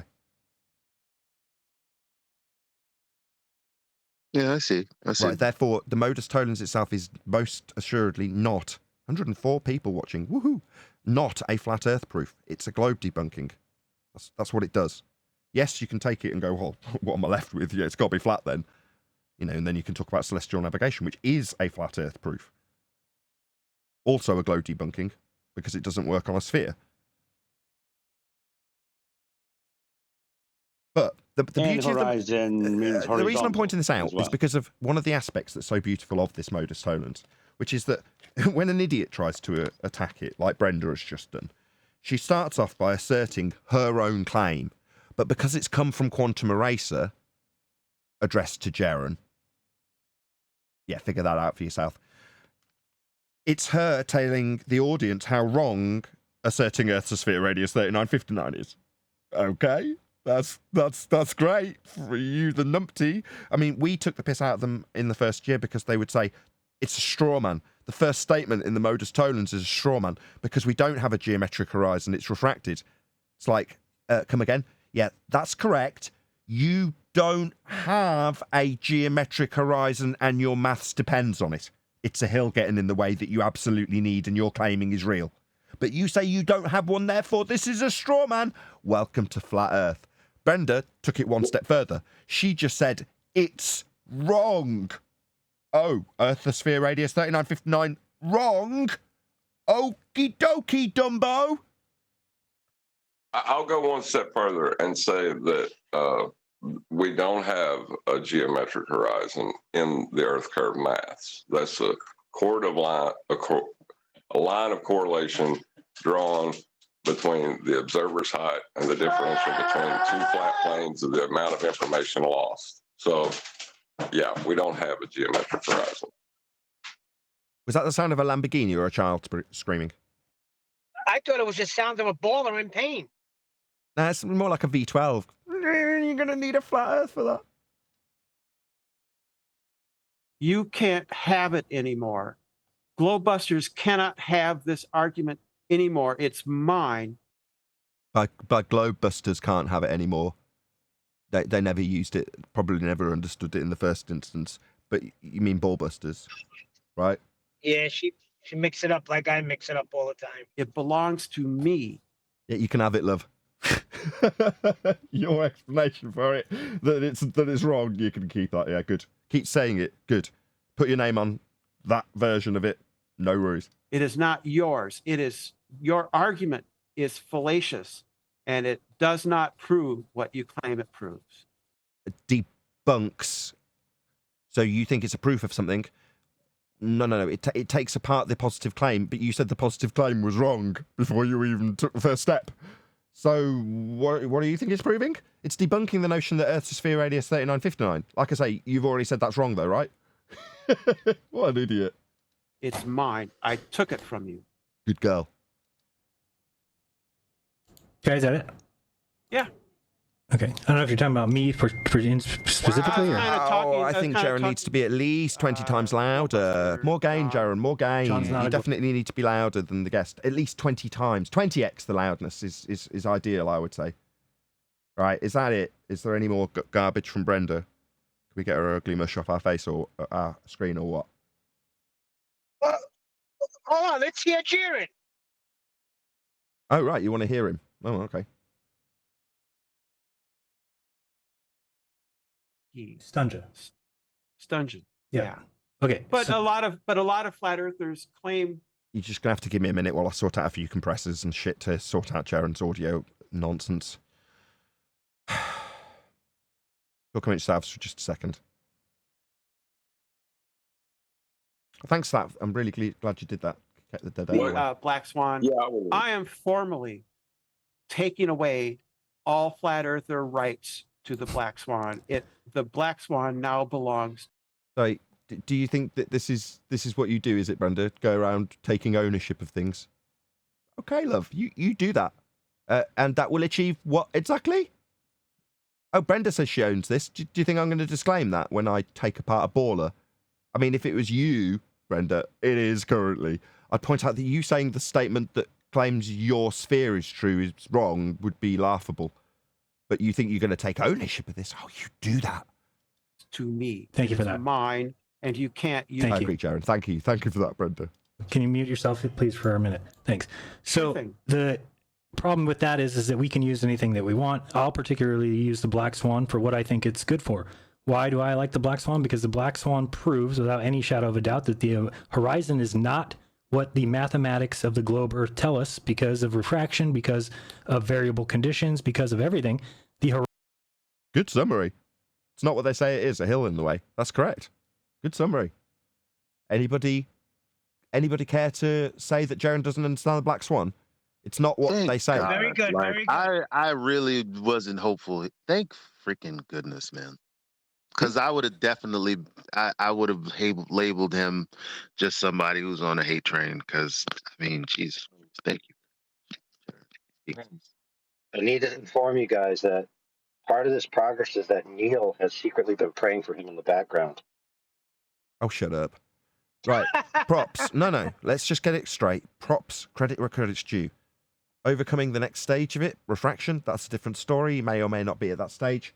He is now excelled above 99.9% of ball believers. his knowledge is absolutely above Brenda's at this stage, because he's just hand-waved her garbage based on the fact, no, it debunks the hill in the way. He didn't say that. That's how I phrased it. I'm paraphrasing intentionally to keep my words distinct from Jeran's. But he understands it. Good. Excellent. Props. Kudos. Credit where it's due. Horizon is an apparent position. To make any claim with the horizon... A little bit redundant. The horizon is, by definition, an apparent location where the sky meets the ground or sea. So to say it's the apparent horizon is to say it's the apparent position where the sky meets the ground or sea. Is fallacious. To say, oh, look, it bends. Oh, look, it curves. Oh, look, here it's flat. Oh, look, here it does this. Is to not pay attention to the definition of the word horizon and what it means, and that it's in an apparent position. It can never be pinpointed as the horizon is there or it's there unless you're going to use the mathematics, in which case you can say that the geometric horizon is so-and-so. That's what the Black Swan does, is shows that the geometric horizon is not at the distance that the mathematics of the globe Earth call for. That's precisely. Well done. Oh, man, I can feel the relief washing over me, Jeran. Oh, wonderful. Yes, precisely. It needs to be a hill in the way of the boats and the buildings at a physical geometric measurable value in feet and inches, blocking them with its hill-like nature in physicality. And the Black Swan shows that ain't the case. What an absolutely masterful summary, Jeran. I commend you. That's what the Black Swan does. You have 1 minute. Final word. Oh, well, And further props for the casual, dogged assurance that he absolutely implicitly knows what this does and doesn't do and how it works. Over to you. You got 1 minute. You see, when Jeran's good, it's absolutely epic, isn't he? Tell me that wasn't epic. Come on, someone shout me down. Tell me I'm wrong. Tell me this isn't worth No, it. there's hope. Hold on. There's hope. 1 second. There's hope for Jeran. Now, celestial navigation goes hand in hand with that. I do have some hope. Right. He's just annihilated Brenda's 3-minute waffle. He just took it apart in 25 seconds. The only problem I see is Go ahead. The only problem I see is he's given them mathematics for a globe. I've yet to see those mathematics. So we can work on that, though. He done really well. Man, you really are nitpicking. But yeah, I mean, once you understand that premise, which he clearly does, you can apply these to the horizontal requirements of the differential between the eye level and the sea level in their maths. But that doesn't actually give them an Earth curve edge, as you explained at the beginning of this show, right, John? Right. There is no mathematics for a globe. It doesn't exist in math either. Like, that's my point. Like, there is no model. It doesn't exist in math. It exists only in the misinterpretation of mathematics. Type of argument, right? It says if from the claim all swans are white, all you have to do to refute that is to produce one swan that is black. And I have shown that the claim Black Swan is a fallacious argument, and therefore it fails. I'm not going to take her apart based on a baseless assertion. Jeran's already done that for me. As I say, the relief is brilliant. At falsifying the claim that all swans are white. Moreover, it equivocates. It sets up a straw man. It is not the case that all horizons must be 1.22 times the square root, and so on. Did she just say that just because you observe a black swan, it doesn't mean that all swans aren't white? Is that what she What's just her said? logic? Yeah, she's rather than taking apart the modus tollens at its base, which she attempted and Jeran dealt with quite effectively, very effectively. Now she's on to Karl Popper and doing a bloody awful job of that, because now she's got the analogy with swans, and it's like, if the assertion is that all swans are white, this is the Karl Popper modus tollens, then you only need to show one black swan to prove that not all swans are white. Now, in the case of the comparison to horizons, it's the assertion that all horizons are hills blocking things, because it's Earth curve. You've only got to show once that it's not a hill blocking things to disprove that it's Earth curve. That's how the modus tollens translates through Karl Popper with swans Hence the name of the image in this example. The picture itself was dubbed the Black Swan. Why? You only need to show once that a hill that's supposed to block oil rigs is behind the oil rigs when assuming it's a hill. Therefore, it's not a physical hill getting in the way of oil rigs. Obviously and observably not a hill getting in the way, because it isn't getting in the way. So it's not a hill, it's not an earth curve. Go ahead, John. Well, that's the thing, though. She just attacked that just because you have a black swan doesn't mean all swans are white. That's the position she's taking. That's madness. Not exactly. Or to rephrase it, just because it's not a hill getting in the way once doesn't mean that tomorrow it's not going to be a hill getting in the way. Right. This is so remember we talked about in the past that they retconned their claim. So once the black swan came out, they just changed their claim that all swans are white to swans are any color. Yeah, it might be earth curve blocking the boat and building today. Tomorrow, it might be refraction beyond the geometric limitations of an Earth sphere radius 3959, and the ground has been unbent to match the observation and not blocking whatever it is we thought it was blocking, because now everything beyond 1 mile is a slightly looming non-standard refraction hyenas hologram of the things that you thought you were seeing in completely different positions, as is always the case. So you're not really seeing oil rigs at all, they're mirages. You missed it. Right, or to Best you form the debunked the argument. radius. Yeah, to form the argument, the way they retconned it is we never claimed the horizon is geometric.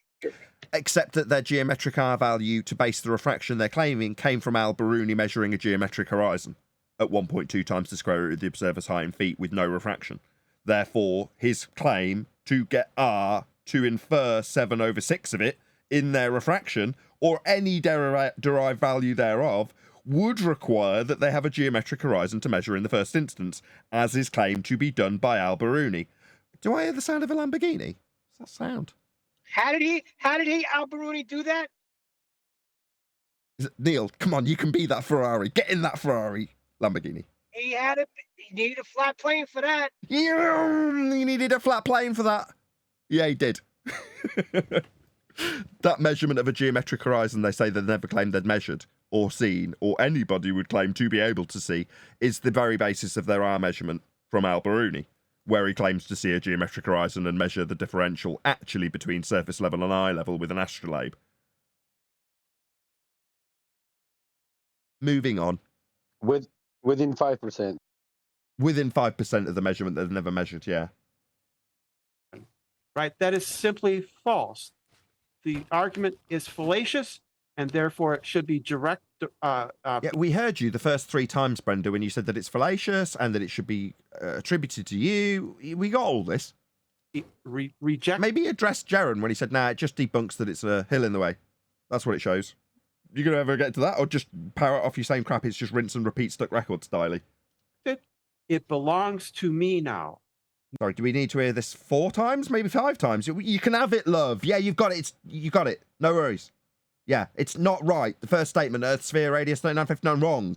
You got it. No worries. No flat earther can use this. It belongs to me. What? No earther can do what? No, Brenda, you're not the arbiter of what people do.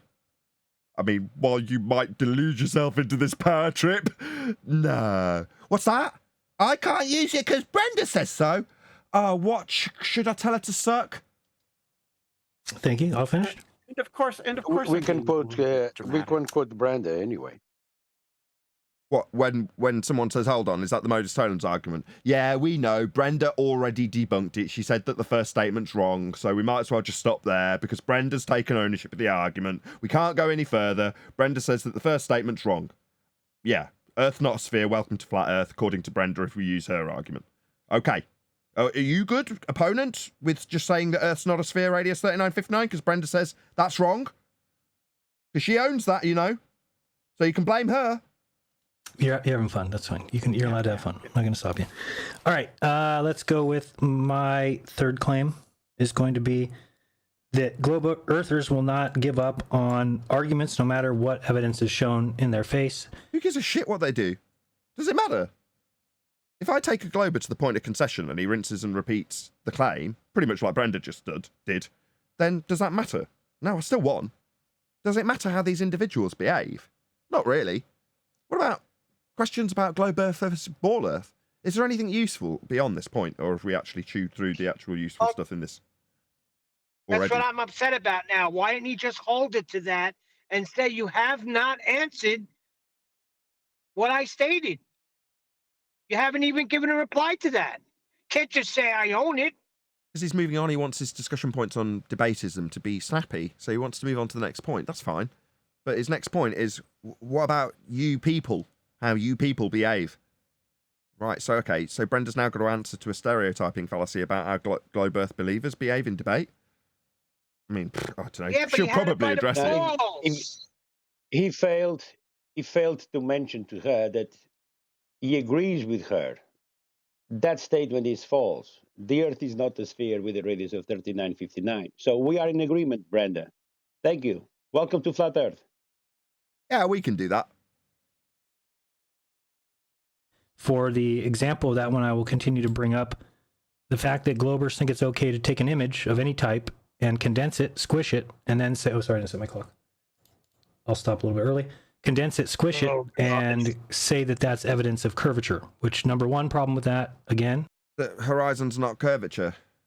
That's the main problem with that. Let's see if he literally links the useful nature of the Black Swan, which is to say that the horizon's a Earth curve edge, that you can show how curved the edge is by condensing the photo, when we've debunked it as being an Earth curve edge. A hill hit getting in the way? Well, what, they squash it together and make it look more like a hill? Yeah, we debunked the fact that it's not a geometric physical hill getting in the way, though. Let's see if he links these two things together. Is we've already said that the horizon is not in its position, it's in a parent position. Boom! See? Jeran's freaking awesome. Jeran. Okay. You are the man. Just slapped her around the face with that absolutely as it should have been done. What a difference. So to claim by taking the horizon and squishing it to show curve is, again, taking something apparent and trying to make a sense of it. And then also... make sense of it, make it physical. Yeah, I mean, that's a bit crap, but yeah.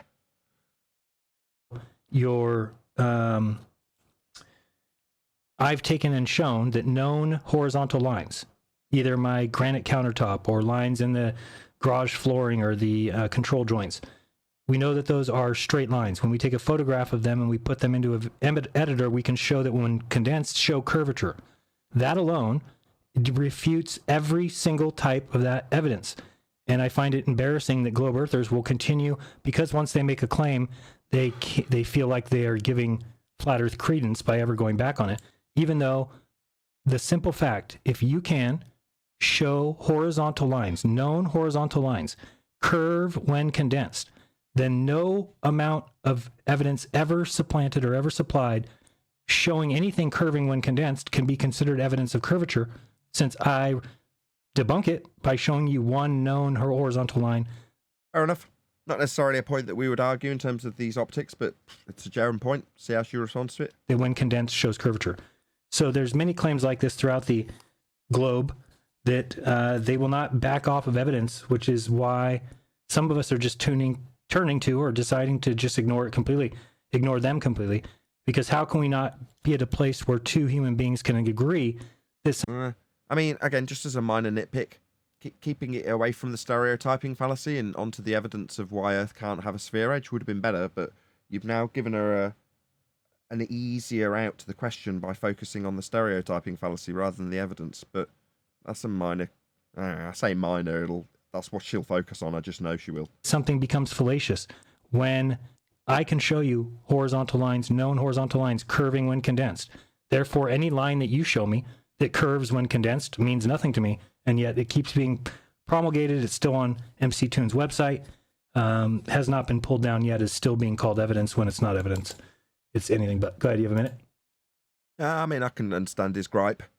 By the same standard, why have we still got Earth curve calculators claiming that there's a point below the horizon that's calculable with a differential between eye level and surface level to assert that there's Earth curve? Why have we still got these calculators?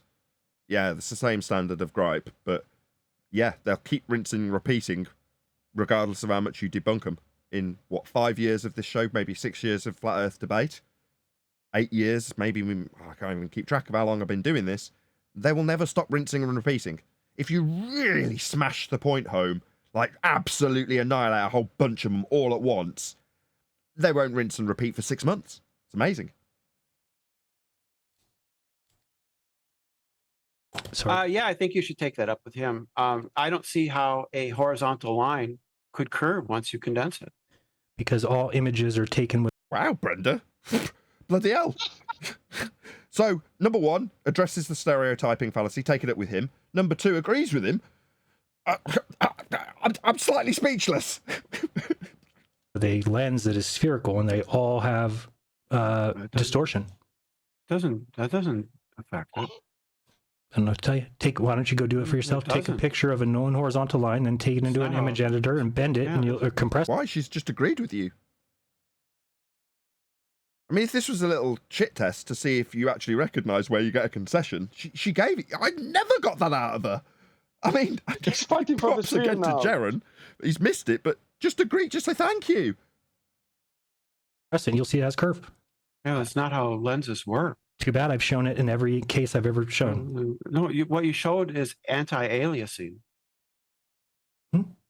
What you showed was anti-aliasing. I could take a picture. What is she talking about? Anti-aliasing is where you have a jagged line and a computer reinterpolates it more and more times to take out the jaggies from a line that's computer generated or on a screen. That's anti-aliasing.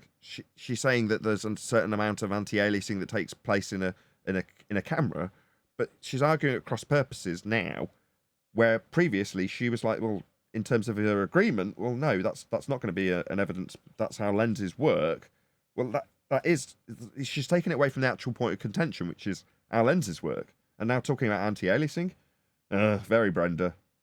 Picture right now of my computer screen, which is a horizontal top and horizontal bottom of my screen. And if I put it into an image editor and condense it, it will show they both have curves. Therefore, you can never use that. How can a straight line have curves? Because when you take a photograph of something, that you're not always lined up straight, you're not lined up. If you're not pixel for pixel, if you don't have the 40th pixel up on both sides being identical, then when you condense it, it will show curves. That's not true. That doesn't matter. Okay. They don't have to be perfectly aligned like that. They don't. Let's think of a square image that we're looking at right now, and we think of it's black, okay? But there's one green. Hold on, there's one green dot on one side and one green dot on the other. Around here, the frame that's around here. Okay, so think of 2 green dots on both sides of the picture. If they're not at the exact same pixel height, when you condense it, they're going to show a curve. They have to get. No, they won't. I don't understand how you can ever think that. Okay. I mean, maybe we'll major on this minor for 5 minutes. If so, we'll spin on. Is there anything else useful in this? Because I've got to be honest, this is getting a bit tedious. And somebody only recommended the Black Swan garbage that we've taken apart, and Jeran got mad props for. At this point, given it's so positive towards Jeran, anything else that somebody who's watched this knows is useful beyond this point? Because if it's stuff like this, I'm done with this video.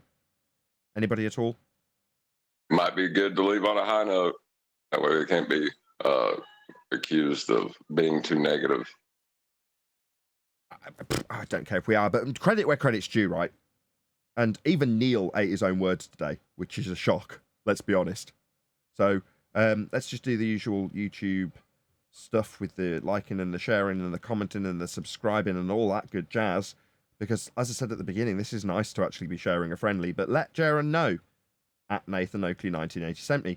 In this respect, it is, like always, with slightly selfish motivations, which is to say I would hope Jeran would put a link to my video where we're to respond to, in this instance, our positive comments, where he absolutely wiped the floor, at least in that instance, with the Black Swan. I mean, you can't give much higher praise to Jeran in that regard, and we did. So, let him know. Might as well tell him we gave him high praise because we did. So yeah, thank you very much to Jeran. Thank you very much to Brenda. As much as it pains When me he's to say on it. point, he's on point. When he's good, he's good. You were so quick to condemn him, even on this show. Why are you guys so keen to? Yeah, because he's great. When he's good, he's absolutely amazing. When he doesn't have a knife in his hand. Well, that makes him more lethal when he's. How can somebody who's thick and not very effective with a knife be of any concern to me when they've got a knife in their hand, as you phrase it? Well, they wouldn't be. I wouldn't care. Oh, well, suddenly I paid a lot of attention when he's got that knife in his hand, haven't I? All right, and I'm moaning about how much damage he can be doing. Well, he's obviously not some Dumbo, useless idiot. Otherwise, he wouldn't be capable of doing any damage to me. Right? Now, as Jeran probably found out after the fact, that blood has already drained out of me. Right? Then going back in, no matter how much I try and scoop it back in. So it don't really make much difference. The blood loss has already occurred. So did it actually make that much difference? Hard to know. Probably, but I like to be an optimist and tell myself that, it didn't really matter when Jeran was calling me a scammer. But doesn't make any difference when he's on our side and he's a friendly and he can absolutely do fantastic things. Hope you all enjoyed that. Did you all enjoy that as an audience? I hope so. Yeah, it was very nice, very nice. I wanted to say something, and I'm not taking credit from anybody else, but I just want to give credit to my children for making this point. And I'm going to paraphrase it because I'm not going to say it the way they said it, but they made a point to prove to me that whether it be the realistic, apparent observation as the sun circuits and goes away beyond the horizon and comes towards us, yada, yada, yada, even to the imaginary, fantastical, heliocentric, like people say, due to the Earth rotation, the sun rises and sets. They made a point to make to me that in both aspects, because they're dealing with adverbs, verbs, and things like that, they said in both aspects, it's not really happening. They're both apparent observations because, and I thought about it, I said, wow, these kids just broke down that even if they wanted to argue that the sun sets and the sun rises, it's still only an apparent observation. It's not really happening because they said, Dad, a verb, rise and to set, is something that a noun does. A verb is the activity of a noun. The kangaroo jumps, the rabbit eats, things like that. So I was like, whoa. And I said, I got to tell the guys this. They said, okay, please tell. So that to me, I thought that was pretty analytical of a 9 and a 7-year-old to be able to even understand, even in that aspect. Not to say that they know the difference of the reality and the fantasy, but it's still both sets, both sides. It's nothing but apparent.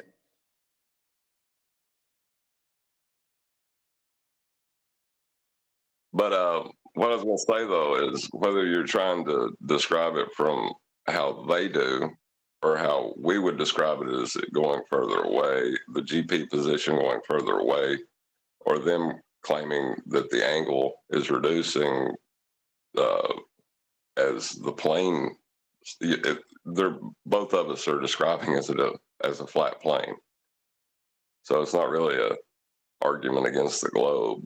It's, is the plane turning to block? Is the angle changing because the plane is turning? Yeah, right. But I'm saying, what I mean?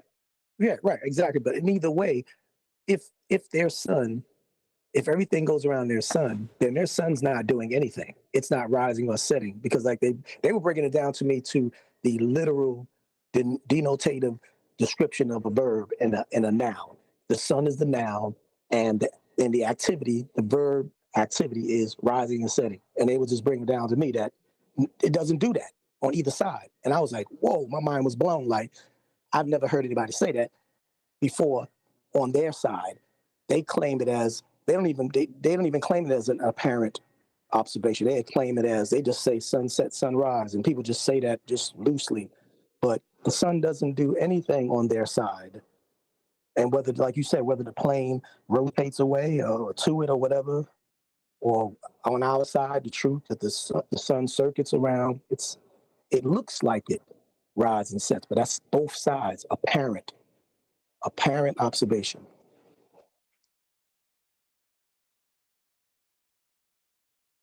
Of that thing in the sky that nobody knows what it is. I got you. Well, exactly.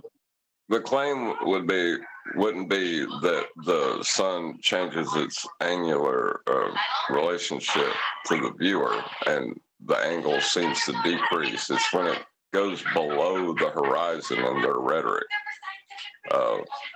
is what we take issue with, but it's still a flat plane in that description.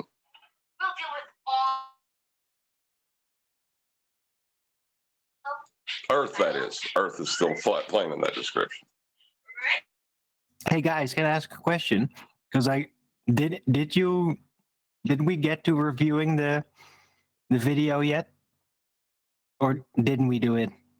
What? I what was video? AFK. What video? The Brenda Jaren one, the lovely, lovely video. You mean the Where thing the hell were you, we've just Arwen? done for the live show? Yeah, we did cover it in the live show, Arwen. Obviously, All you weren't right. around. Sorry, I was AFK. Jeran actually did very well. He did? Yes. Huh. Okay. Well, glad to hear that. I did very well. How about Brenda?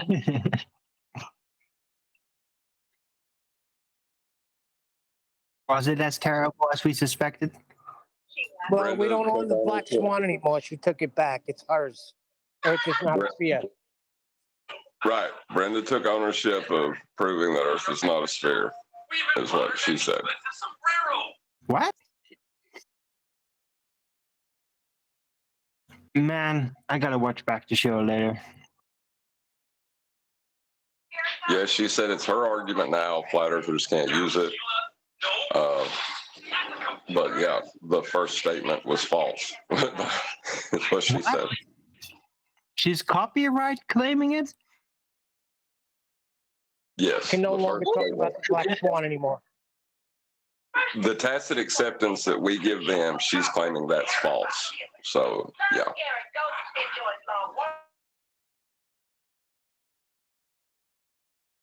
I guess they can always go crazier now, can't they?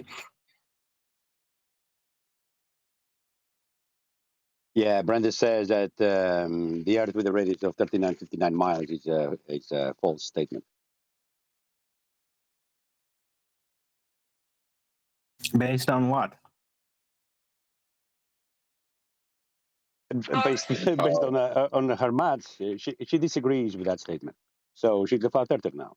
She's debunking the model, the globe model, that is. Okay. So she gonna start from scratch, build her own model? Well, we also disagree with that statement, isn't it? The Earth is not a sphere with a radius of 3959. The Black Swan proves it. And she agrees with that. Really? Wow. Yep. Is it? And she Like, claims I'm not- that's the proof for the globe. Yeah, it's like I that. had not expected that. No, I didn't either. That whole portion of the debate shocked me. And good on Jeran. He handled it very well. Better than I probably could have. So yeah, good on him. Like someone just so like throwing their own claim out like that, I would have probably stumbled over my feet and landed on my face. I was like, what? You know?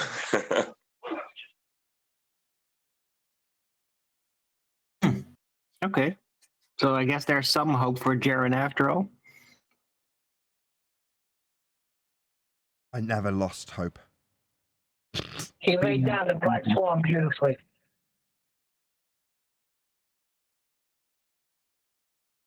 Not only broke it down beautifully, he used it to dismiss her argument effectively, and then offered her the opportunity to just continue after he annihilated it. In other words, he put his stamp of, not only have I undone every word you've just said, I've demonstrated effective use of the argument to the audience.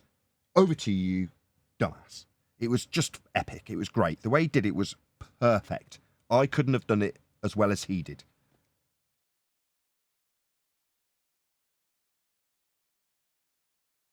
I'd have shouted at her. I'd have lost my temper. He just took righteous indignation to a whole another level. Perfect. That's exactly what it needed. Righteous indignation after demonstrating an exemplary understanding of the argument. Could you ask for more? I don't think so.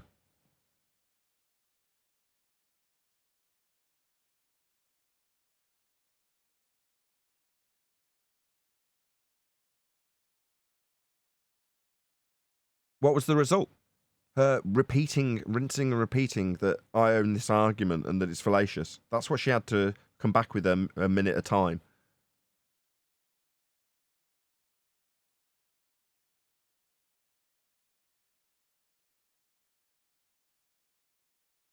I'm glad we didn't cover more.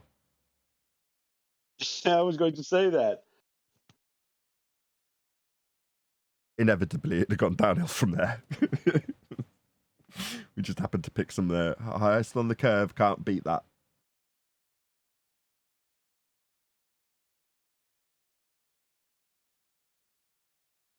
I think my whole panel's gone to get coffee at the same time. Good job by going around.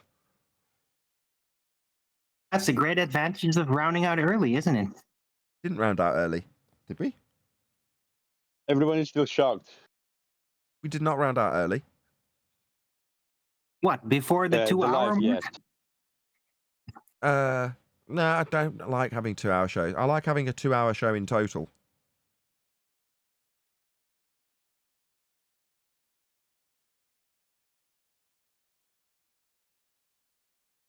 Is anyone seeing QA today? QE, he's on our panel. He's been here the whole time. He's here? Oh, sorry. Don't have to be sorry about that. We feel blessed. Nathan, do you get to put together a short video giving Jeran props now then? I don't see why not. We should be all be celebrating because okay. Brenda came around. Yeah, I don't see why not. Whoever said that.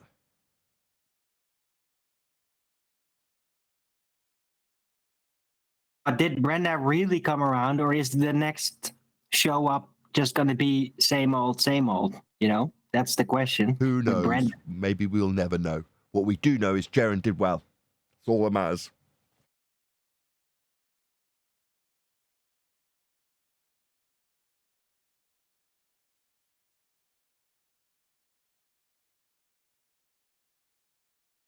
All right. Well, maybe I'm not going to call for him to get immediately kicked out for his performance anymore then. The aim has always been the same, right? We've always said we want him to do better. We want him to represent us as a representative at a higher standard. That's it. Now, if we had a way of detaching ourselves by stereotype, like Bev has attempted to do. Your aim, Nathan. My bad. Middle of my sentence interrupted the start of yours. Arwen, you go ahead. Mm-hmm. Yeah, that was your aim. My aim was just for him to stop fucking up. Same aim.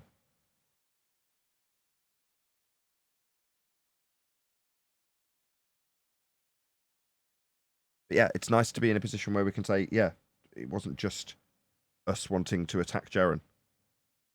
It's us wanting a higher standard from him. And when he achieves that standard, my God, he'll get a lot of praise for it. Or attacks, because how dare he now be aligned with us? We suddenly agree with him. Now he must be bad. No. Like I've said on many other shows, when that happens, did he need to credit us? He didn't need to mention. Brenda brought up QE's name. Now, if she wants to take ownership of an argument, number one, that's an action. It's not a word. It's not how you describe your taking ownership of it. What Jeran exemplified was taking ownership of that argument. Where Brenda, with empty, hollow words about taking the ownership, that's what Jeran actually did. In that moment, he took ownership of the argument and took her apart with it. No credit was offered, none was required. But that was, in that moment, Jeran's argument. He owned that argument. Didn't need to give anybody credit. It wasn't required. Now, if he was to have lost, you can't blame anybody either. Works both ways. But in this instance, all hail Jeran. Praise be to Jeran. Jeran owned that argument. Ironically, in the face of Brenda saying that she wanted to take ownership of it because she's said that she's going to do that. Yeah, there's so many other characteristics of Brenda, that because she's said something makes it so. Right, Brenda? No. You saying something does not make it so. Yeah, your actions, what is true in physical reality is what's true. And in this physical reality, Jeran actually took ownership of the argument in the moment and put it to great effect. So he gets all the credit. There's no credit to give anybody else. He's not aligning with our arguments, just to bring it back to the point that I was addressing there. His.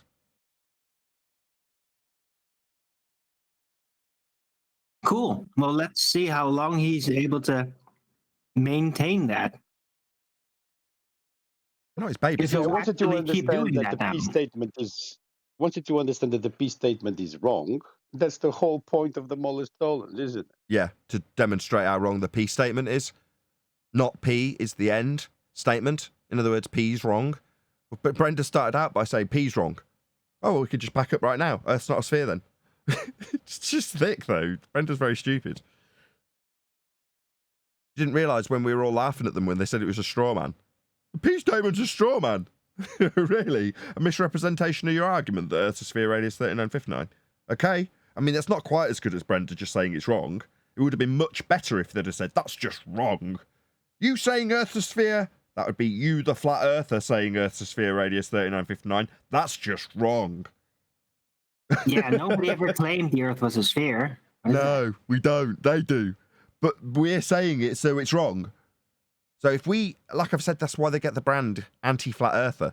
It doesn't matter what we say. If we take apart a globe claim, here you go, therefore there's no drift. There isn't 2 reference frames. Simon Dan will come along and go, you say there should be 2 reference frames? I'll show you how there isn't. No. Your globe claim is that there's 2 reference frames. I was making the assertion to debunk it, and you've come along and said that that's not the assertion that the globe makes. Okie dokie, idiots. You keep doing it. Take ownership of those arguments. I highly recommend you globe idiots do that. Like Brenda's done it, so we can all have a good laugh. Cool. So she went the confessional debating corner. She did it in the end. Where they, in the first 5-6 months, were saying the P statement of Modus tollens Black Swan is a straw man. Now that's almost good enough to just laugh out loud immediately and go, welcome to flat Earth, but not quite. You've got to preface it a little bit and go, oh, so if the statement that Earth's a sphere is a straw man, then you're suggesting that you wouldn't claim Earth's a sphere, radius 30. Okay. You've got to kind of add to it. Brenda took it one step to the stupid extreme by just decrying the statement outright and said, that P statement is wrong. Okay. Welcome to flat Earth. It would have been useful if in the first couple of months you just told us that the statement that Earth's a sphere is wrong. That would have been far more effective for us to turn around and just say welcome to flat Earth, as I did to Brenda in this instance. Well, in a way, they're kind of right. What they call the Earth curve calculator doesn't claim curvature. No, it's a differential calculation. Yeah, sea level's horizontal in that calculator. They're not claiming it's curved. Well, let's just say the curvature calculator actually doesn't have anything to do with optics. Doesn't. Yeah, but the curve, if any, it's on a circle of equal altitude, measured with an elevation angle from the sun's path overhead to Polaris. That circle of equal altitude might be with a radius of 3959 miles, but that is a circle of equal altitude. That's a flat plane description. Yeah, and they're both, that plane exists as surface level, labelled as such in their Earth curve calculator. However, it's also running parallel with eye level, also in their calculator.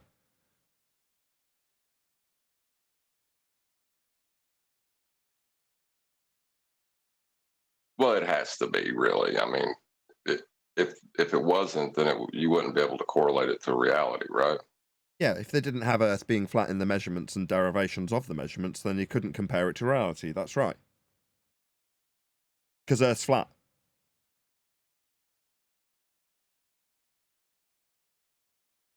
And if you want to deny that Earth is flat, then from this point forward, thanks to refracted curvature, this will be given his namesake when we figure out a name for it. We'll start asking them, given their denial of a flat Earth, how certain aspects of heliocentrism work without a flat plane. That's definitely a prerequisite requirement. Given that all roads lead to a flat Earth, that suddenly turns into a very sharp weapon. When you start asking the deniers of the flat plane, required for their globe, how their globe works without it, so that we can laugh at them. That's what's going to be happening moving forward from here. At this point, I can't think of any positive claim they could make that doesn't require Earth to be flat. Therefore, when they deny it, they're going to be asked how that aspect of their globe geometry in this instance would function. Not flat, bendizontal. Well, then how does this horizontal plane labelled surface level or this horizontal eye line function to give you a derivation to mark with an X and call a horizon in Muppet Vision, given that you're denying that flat even exists? Surface level. It's required for their geometry in this instance, with begging the question, proof of nothing perspective, hijacking Earth curve mathematics. An equatorial plane is required for celestial navigation when they infer that measurements that aren't capable of a curved surface are transposable into hell. There's always a flat Earth required. Orbits require six elements, all of them based on a flat Earth. Yep. So they'll start being asked. Right, if you deny the aspects of a flat plane being beneath our feet, how do you acquire this orbital motion when you take the apogee angle? How'd you get the apogee angle? Is that what it's called? I only watched it yesterday. Well, there's the apogee, perigee. Crap, I'm blanking on it. If you hadn't asked me, I could probably told you. We'll have to watch it again. But there's 6 aspects to orbital motion in this respect, all of which are calculable with angles from a flat plane. And the only one that's capable of even inferring that it has no reference to a flat plane is the time function with respect to a flat plane. So it's 6 aspects that all need a flat plane to give you orbital motion. It's just it's the highway to flat Earth, really, isn't it? Orbital motion, because there's so much flat Earth requirements in it. It's untrue. Yeah, that was what I started to notice. I'd say 10th Man had the same thing with celestial navigation. Like, why do they keep using a flat plane? And from what I've learned from him, I noticed it a lot quicker because it's all angle measurements and orbital mechanics. Well, isn't it not same for pseudo-Riemannian space-time? Although you've still got length, breadth, depth, and this incorporation of a dimension that's never visually depicted, like with Cox on screen right in the Hangout now. Well, that's still a plane being described, isn't it? So when they describe space as being flat, that's another hint that we haven't actually skirted onto yet, where that's because all of the orbital motions and mechanics that we've just described are with reference to a flat plane. Well, they just expand it out through the equatorial plane, infinite, but it's still a flat plane of space, isn't it? To give them the Cartesian aspect of pseudo-Riemannian 4 space. So, like I say, depicted with a plane. So you're going to need a flat plane for that when they're describing aspects of pseudo-Riemannian 4 space. I agree. That's why we cannot claim the elevation of the stars, because doing the elevation angles to the stars will come to the conclusion that they would be all at the same elevation if you wanted to do that. That implying that the sky is parallel to the ground. It has to be. I say it has to be. That's how it functions.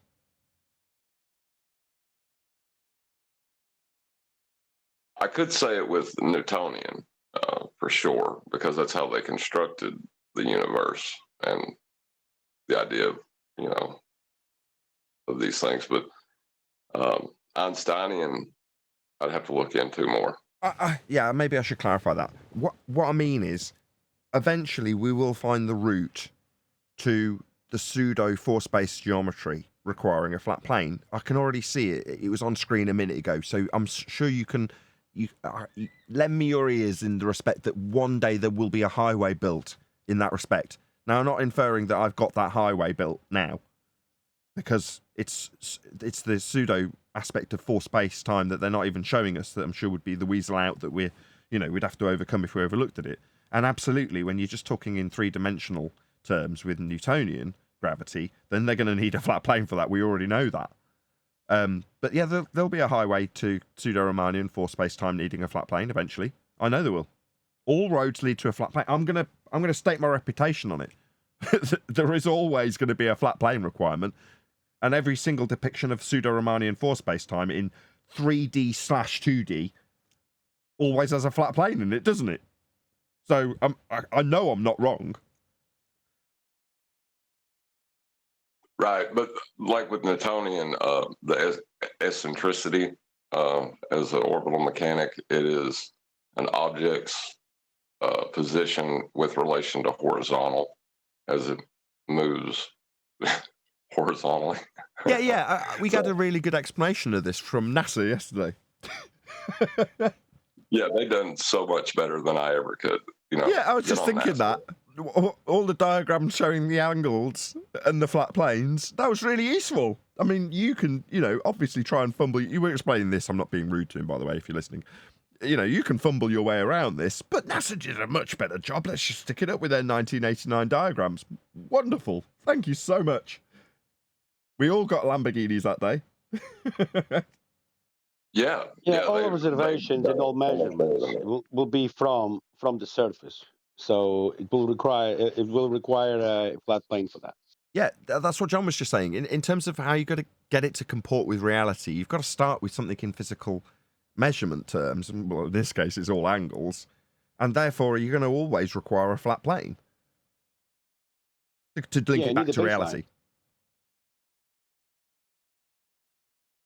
To link the motions they're inferring for the lights in the sky. I'm just trying to reiterate it in such a way because there's a pause long enough for me to think it hasn't sunk in. Sorry. To link the lights in terms of how they're inferring they move to the measurements that they'll take of them, that transition from orbital motion in maths to reality in terms of how we observe it of the sky will require a flat plane in terms of the measurement itself to get it to work in reality. Otherwise, what are you ever going to do to say that this orbital motion in their wonderful maths that works perfectly, as they tell us, how do you take any measurements from it? Oh, well, you start with this flat Earth. That's the point, right, John?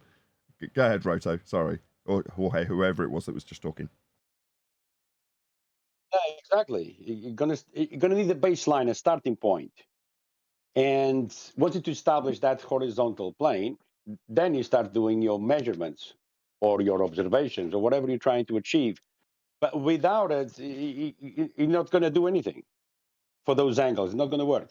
For those angles to happen, you need to have a flat plane. Sorry, I thought you were done. How do you confuse Roto and Georgie Boy? Your hearing must really be off. Yeah, it's shagged. But with that, I'm going to say another huge, massive, enormous thank you to both Discord and G+ panels for making today's after show possible. And of course, a massive thank you to all of you in either Nathan Oakley 1980 or Nathan Oakley Premiering streams.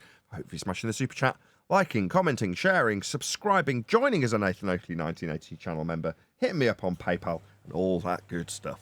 I've been Nathan Oakley and I will see you all in the next video.